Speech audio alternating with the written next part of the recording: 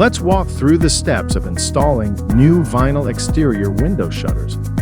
This guide is the second in a series that starts with measuring for vinyl exterior shutters. These instructions cover louvered, raised panel, and combination styles.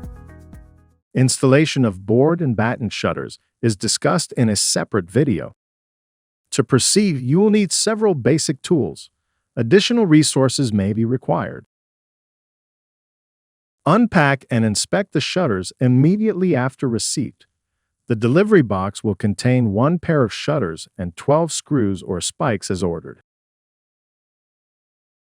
Shutter spikes are made with teeth that, when inserted into the mounting hole, lock the device in place. Spikes are great for installation of vinyl shutters to most surfaces, such as stucco, masonry, hardboard, or vinyl. They tap through the face of the shutter into a pre-drilled hole in the home siding.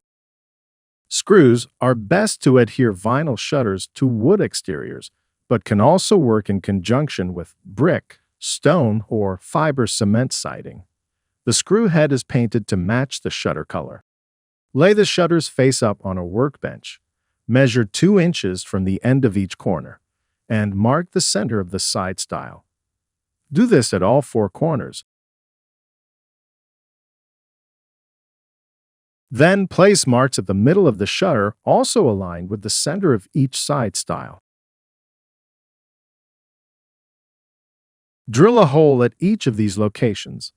The hole size depends on the mounting device selected. Use a 5/16 inch bit if installing with spikes, or a 1/4 inch bit if using screws.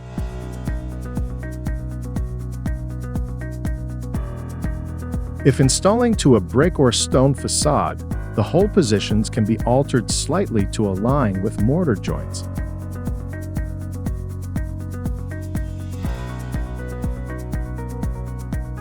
Hold the shutter in place at the edge of the window.